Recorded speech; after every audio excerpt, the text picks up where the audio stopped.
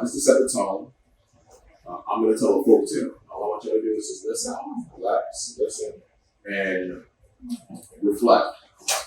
The story may relate to you. There were a group of men who were climbing a mountain, and they had been slowly making their way to the top, making sure that they're putting the picks at the right angle. So that this is a very steep mountain, a lot of jagged edges, so you have to be very precise with your movements. So they will only go up so much at a time. Maybe this would take several days.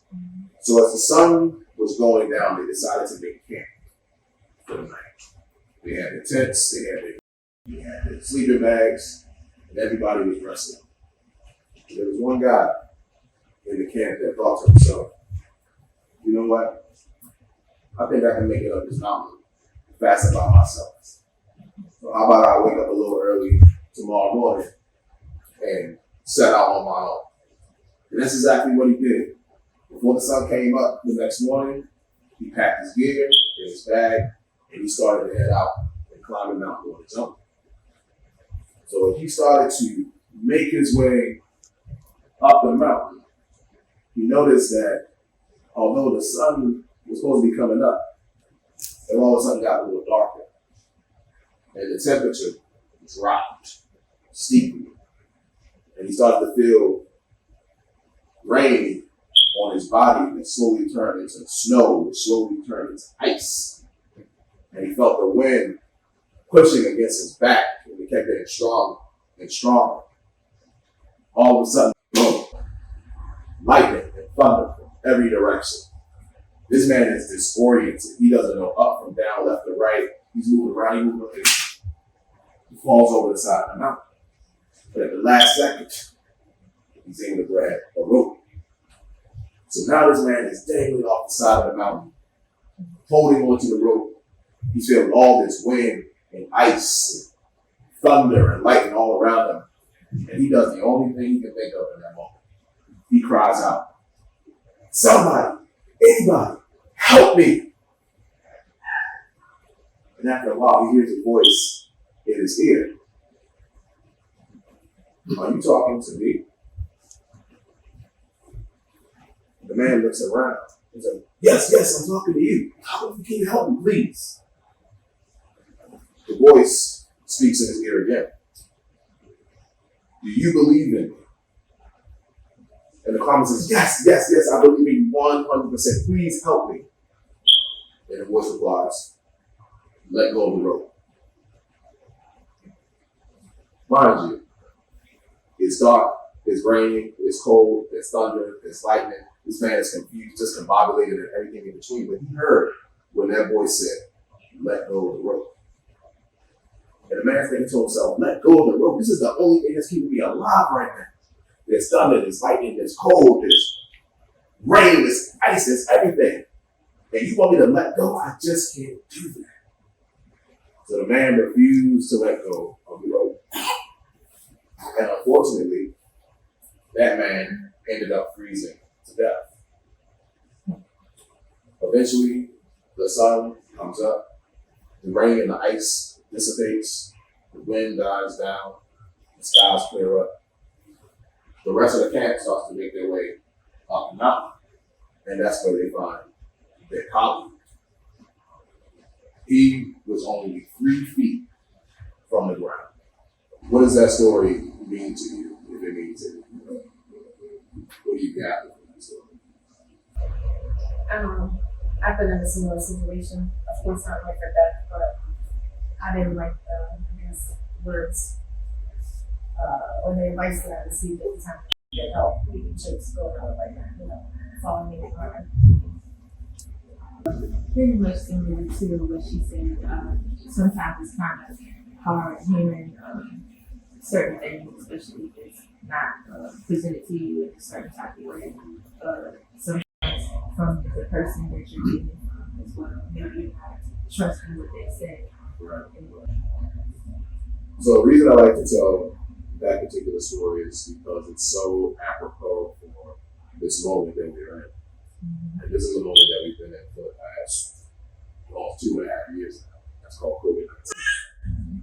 So I equate COVID-19 to a mountain that we are all trying to climb right now.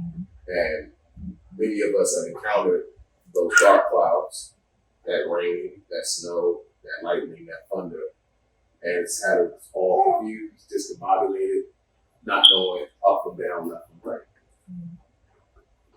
And many of us have slipped off that cliff. And we had one semblance of hope, the rope we were hanging on to. But then we hear a voice, and that voice can come from many directions. And it's giving us a solution, a suggestion for clarity. But what is so unique about your experiences is right in front of us. You brought life into this world at a very interesting time. So I personally am fascinated by how you have navigated this mountain called COVID-19 while taking on the incredible task of and taking care of. So one thing I want to stress is that when it comes to sharing your story, it's your truth. There's no right, there's no wrong, there's only what you experience. Don't make any assumptions. I want to know what this experience has felt like, however you want to share. Like, you know, I'm not going to poke abroad, that's not how I do things. But I hope that I can create a space where people feel comfortable sharing their narrative, just expressing, again, their perspective on this world, especially when it comes to such a special situation. I'll say that it's had its moments, ups and downs. All I can say is it's really been a blessing. While pregnant with her, I was around someone that had COVID, but I didn't catch it, so that it was scary. But I've had it twice. She's had it too. All three of us had it. And that was really scary. It was really scary. And it was during the time that I was still on maternity. So I had that time to recover and not have to worry about working and, building the time, So I'm doing it by myself. So it's still kind of a little hectic trying to learn the ropes. No, that's a lot right there. I mean, certainly the importance of having maternity leave is critical now more than ever. And I almost wasn't able to get maternity because I was new with the company. Oh, wow. So I had to, I wasn't able to, I had to I had to go through a lot of loops, and HR was really helpful with me. Yeah, so Absolutely. yeah, so I was very grateful to be able to take that time off and us recover. She had a fever. She was very young at the time. I had her in December, and we caught COVID. I want to say January. Wow. So she was, just kind of grunting little noises. She was warm a lot. She had a fever probably twice. My oldest, she had a fever off and on for like days. It was really scary. I think the first few days it was really bad for me. So we all trying to recover, at the same time. We're trying to parent, trying to, feel better and get them, get them feeling well as well. And her teachers are awesome. Her teachers, they came through the school coordinator. They came and dropped bags off at the door like, hey, we got you some stuff. And they have formula for her, outfits, orange juice, just stuff to, build your immunity and, all that good stuff. So we had a lot of support, mostly from the school, with, different supplies and stuff. I'm very grateful for that. Has that been the case with the school? I'm just curious perhaps you felt like step up and yeah, absolutely. So, you know, I do have that relationship where I can just text them and let them know, like, hey, you know, my daughter has COVID. And they're like, oh no, you know, because at one point they were dropping her off home because of my work schedule. So they made arrangements for that. So they usually step up because they like to treat, you know, their students and their parents and stuff like family. You know, so they came through tremendously. And they helped with a lot of stuff. So yeah, as a council leader, it's public, charter. Public, it's Plainsville Elementary is right up the street. Okay. So they always come through. Whether it's rides from school or if we need anything, toiletries, you know, just anything. If I'm not able to go out and get it, you know, shortage on formula, they go the extra mile. That is awesome, and I hope that your experience has been like that for other parents, you know, that are at that school, because we know how critical those spaces are, not just for the education they provide our children, but how it's one of the few spots in neighborhoods where you can coalesce people. Everybody's connected to school some more fast. They work there, the kids go there, whatever the case may be.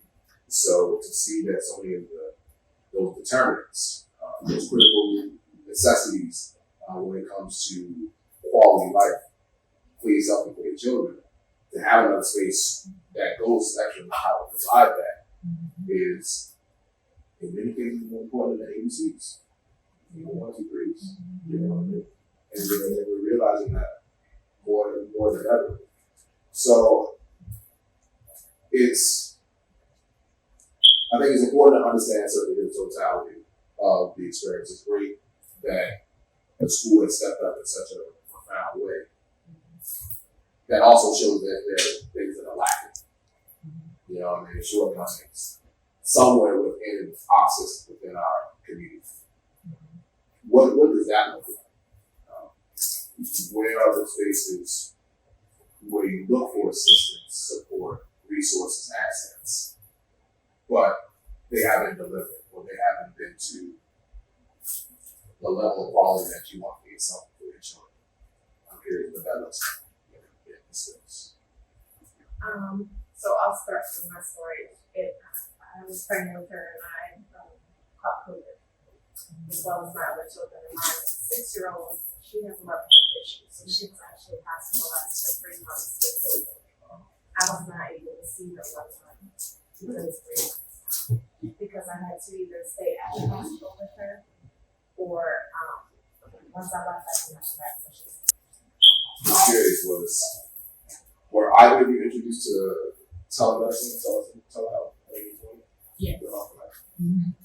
What was that experience like? Did it feel obviously comparable to your typical interactions with health professionals, or did it seem like a watered down version? Especially with navigating pregnancy and navigating perinatal, you know. I think the interaction with your health professionals seemed very difficult in these moments, and understandably so with the global pandemic. I can understand our access being very restricted. So if telehealth was something that did come up through your experience, I'd be interested in what that is like. If they can stack up something that should continue in some form of fashion. I think that it should definitely be an alternative. Some people never say with transportation. I think that is very vital that you speak with your provider. You know, if you're not able to see them in person. When I had COVID, of course, they weren't accepting any sick children.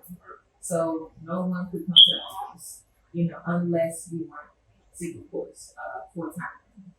And when we had COVID, that's how we communicated with our provider. And he was always available. He would contact me personally, you know, and just be like, hey, I see that you know, made an appointment, knowing that we had COVID, all 3 of us. He just wanted to follow up and make sure that everything was good, even after the video. During the video, of course, it was different, you know, than being physically there in the presence of the provider. Whereas we can, you know, physically, you know, check and look and here. He's just basically going off of what I was expressing, how we're feeling, everything. However, during the video, he answered questions, he asked questions, and I still felt that he did what he was supposed to do during the video. So I think it should still stick around. It should always be telehealth went from a luxury to a necessity. And it really kind of highlights a lot of the challenges that you mentioned, transportation being a main transportation access. So now you have a consistent virtual presence that helps to address the accessibility. And it's also good to hear that the doctors are continuing to be attentive, even in that space. I'm sure it's been a big transition for them as well. Those who have not been used to telehealth and now being able to serve their patients in that capacity. So I'm glad it's been a positive experience. I think that bodes well for making health and healthcare accessible. When we have these, I certainly valued the time. Pretty much all my work has gone virtual. Do a few things in person, but it's giving me more time to be at home with family. Still been busy, so I'm not like I've been working.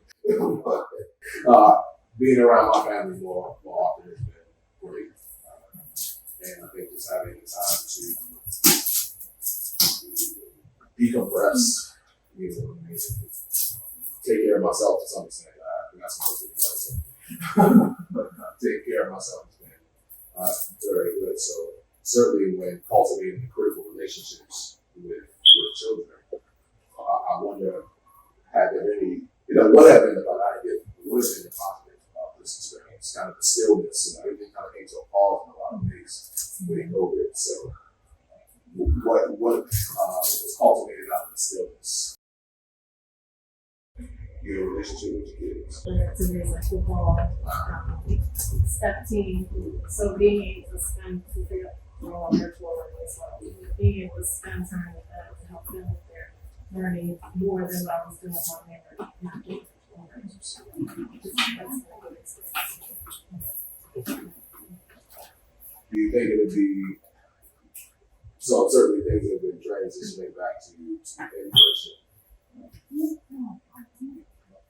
So, how are you feeling about being able to maintain that level of interaction and involvement as things are starting to transition back to normal? I think that it's going to be important to definitely set aside time to just have that one-on-one because I definitely see being in this level of them.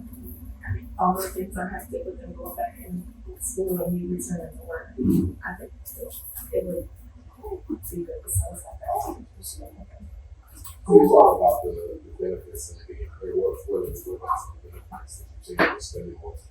It seems kind of like self-explanatory. Spend more time with kids, but you can still be better. You know what I mean? But I love to hear what that looks like and your children, the change. It's things that are made us close. Like I have a 16-year-old son, and he seems to open up more to me now.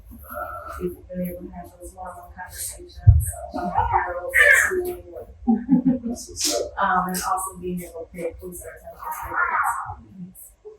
Awesome. How was it? Really, how is the stillness? Has the stillness been beneficial in any way that you like to? I'm not saying that you like to maintain, especially as things are going back to normal. Yeah, I would say it's been beneficial in some areas of my life as far as work goes. It was a crazy time for me because I had lost my job due to, of course, COVID. But my client, I was going to healthcare field for 10 years. And so I was DoorDashing and cooking, selling plates, and just hustling. So that's where work from home came into play. And that was great. So finding my daughter, during that time, that was a positive. I would hope so. Absolutely. Yeah. So I think that during that time with me, the stillness, basically just watching my daughter grow and just seeing how bright and smart and outgoing and goofy and how much I see myself in her that I didn't see before because I was always on the go. When I was going to my job, to and from, in the morning time we get there, I drop her off, I go here, and I don't see her as much, and then it's late, and then it was a routine of a very small window of us interacting with one another once the work day is over, and then we eat dinner and then stick to a strict time so that they can get up for school and I can drop you off maybe work at time. So working home, I drop her off, and then I pick her up, and then we have that time to do homework together, to talk about her day, and she showed me her arts and crafts, and I worked with her on her homework, and we spent a little bit more time. We had movie nights, we watched movies beforehand, we was strictly dinner, shower, it's not for bed. So it's giving me a lot of time to spend more time with her and getting to know who she is. That's awesome. That's awesome. I get laundry. I too busy for our own good, and everything that you all see reminds me of what I need to do. So finding that balance. That's been a struggle. Finding that balance. And want to make sure you create the best for your kids, and at the same time making sure you actually pay with your kids, because that's often what they really want to do it. But it's both parts are necessary. Being the provider, being the nurturer, developing the bond, acknowledging their existence, who they are. She wants a lot of attention. Exactly. You gotta. She just wants our eyes on her sometimes. That's and kids do a good job of getting our attention. One way or another. One way or another, and they're relentless until they get what they want. And one thing I learned is it certainly reminds me of who I was as a kid. And I think I enjoyed that part of parenting, even though they come begrudgingly at times. I will admit that. I don't like the way it happened in the moment, but the lesson you learn about who you were, some of the things my parents used to tell me about me. Oh, that's what it's like. That's what it felt like. Because now I know through my son. So I always wonder what we'll be able to maintain, because things are changing so quickly. There have been the challenges, there have been those who have helped us, the voices that we've listened to, the voices that we've had to ignore. I'm curious about that too. How you've been able to navigate all the noise from so many levels. The uncertainty, what I mean? Going back to the mountain, and not just the fact that you're hanging on the mountain, but in the midst of all this confusion, all this stress, all this anxiety, to be able to know who to listen to, in order to know what actions you need to take. What was your system? What did you tap into to navigate so many moving parts under such extenuating circumstances as this pandemic has been? I'm always fascinated and just in awe of the resiliency that people will bring to, and just the fortitude they do. So I'd love to know what that's been like, what that's felt like. How did you know, even in the midst of all the struggle, if there was struggle, that you get through it, you'd be able to survive this, be able to get past this, and everything ultimately would be all right? I'd say my biggest navigation system was my family. And of course my family. But there were definitely times of struggle where I didn't know how to navigate through what next month was going to be like, next week, let alone tomorrow. So I did a lot of praying and kept my kids strong.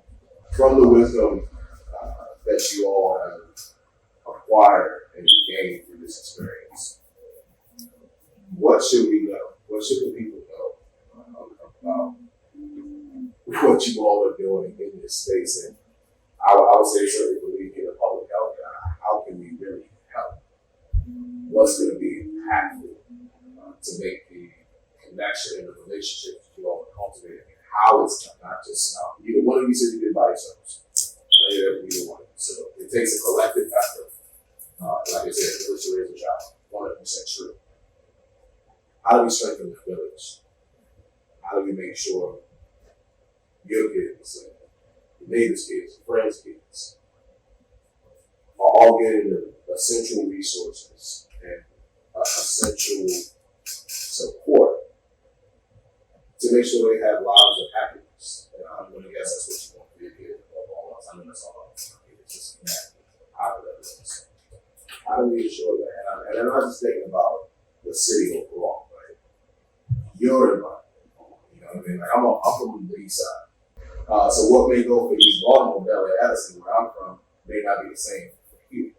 Although fundamentally, it's about providing support that our children deserve and need. So, from your perspective, from your story, what would that look like to make sure that every kid gets that? You know what I mean? That it's not just like a resilience or being in the right space, but like no matter where you are in the city, a kid's got a shot to live the life of happiness. I definitely think we need more, I don't know, ways of bringing the community together into, On top of bringing the community together, I think that more people should stand up for not only for the kids but themselves as well, because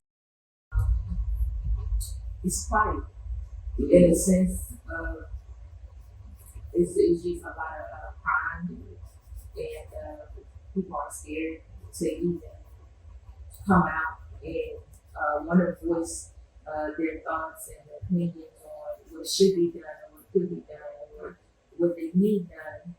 And I think we get looked over because it's become the norm in the area of just, oh, that's just how it is. This is just what it's going to be. And even if we do fix it, they just don't tear it down. Or do they even really deserve it? You know, we deserve it. And if we see it on a regular basis, I think people would step up a little bit.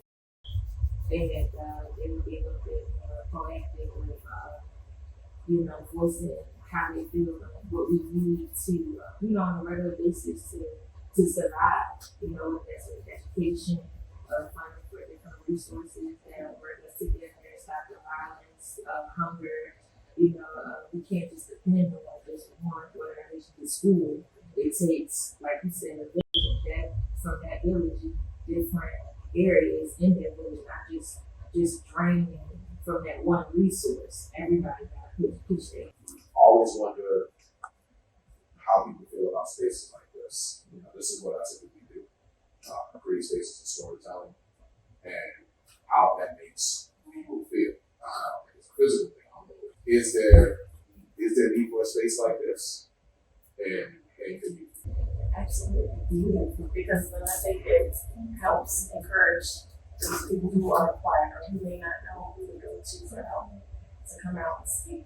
Or maybe just sit and listen and then maybe they'll come speak at the next one and voice their needs and their wants and what they think. That's a good point. People not knowing where to look, where to turn to. Sometimes social services, but sometimes it's a roadblock with that as well. It takes a long time for the response. Sometimes they don't answer. Sometimes people answer that, because some people is a patient. They don't care what information they give you. They get you off the line. So I think when I say the resources from the school, they gave me a lot of good information on where I can get certain things. Even during my pregnancy, up to when I had her, every month they had a diaper run where they gave me about 5 small packs of diapers from size newborn all the way up to size 5. Like I still had some. I still had some. Just it's definitely, and it's from the school, right?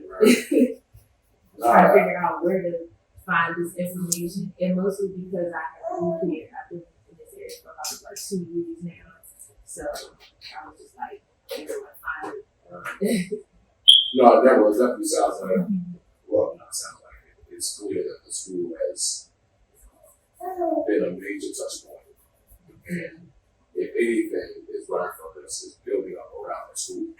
So that it's not just a school who's generating the resources, certainly out of the goodness of their heart and commitment to the people, but that knowing that the people, the residents, look to that school as a source. Because again, it's not all about what's been a challenge, but again, where the solutions reveal themselves. And listening to the story, that school has become a big solution in a lot of ways of giving people what they need. Kids, families, communities. Again, not just from an educational sense, but from a health sense. I think there are things that have been beneficial throughout the experience, no matter how the experience has been. And if you build around what has been beneficial and helpful and impactful, imagine what it can do, not just for you in the future, but everybody else. You know what I mean? And that's why hearing the stories and listening to the stories is so critical. That's the insight that only y'all have. We don't look at the statistics. Stories give us this kind of information. So I'll close with this. If there's anything else you want to share at this time, that's great. If not, I thank you both for sharing your story. This has been very meaningful, as well as just very important for me to hear. And to thank you both for bringing life into this one. During this time, you know what I'm saying, and getting it done, right? All of this is I actually freaked out during the middle of my pregnancy because I was like, I'm pregnant during the pandemic and hearing stories of other women and even a family member down south, I'm originally from the south. She couldn't have anyone in the room with her.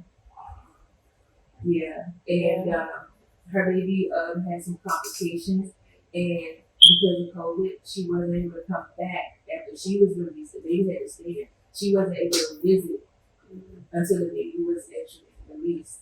So I was scared.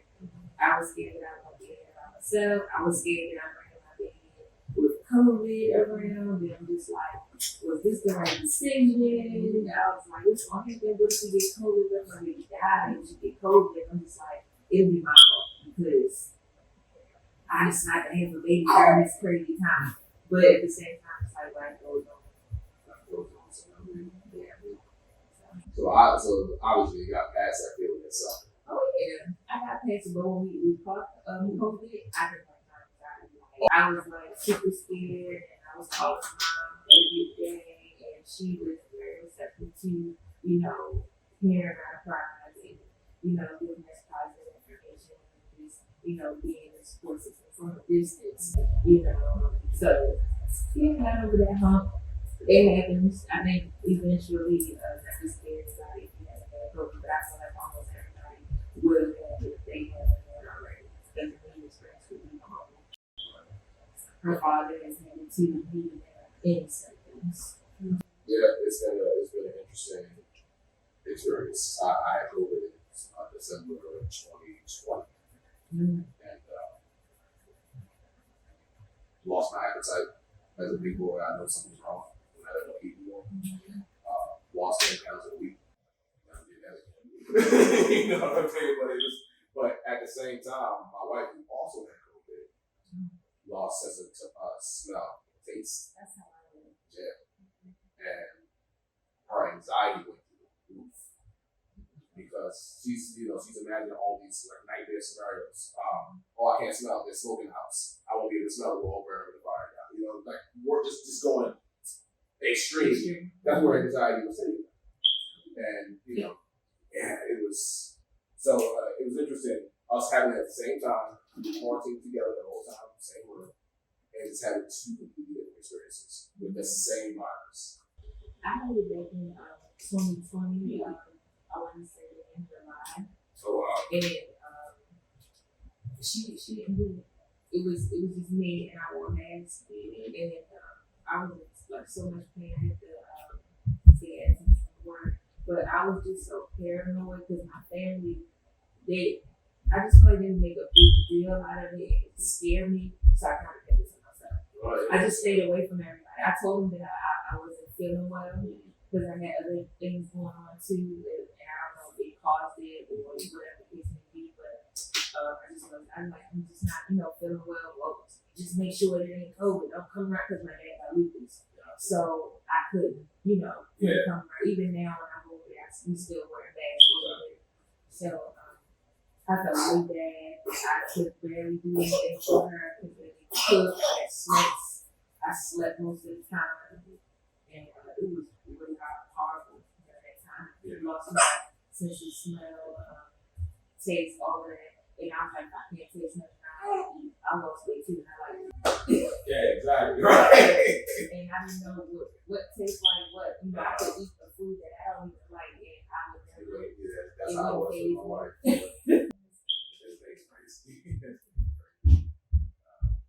But yeah, okay. Well, I don't want to belabor the point, but thank you both. This has been incredible. Appreciate your openness and your honesty and transparency. We'll learn from this. We'll learn from this. Yes, we'll learn from you too. All right. Yeah. We'll learn from that too.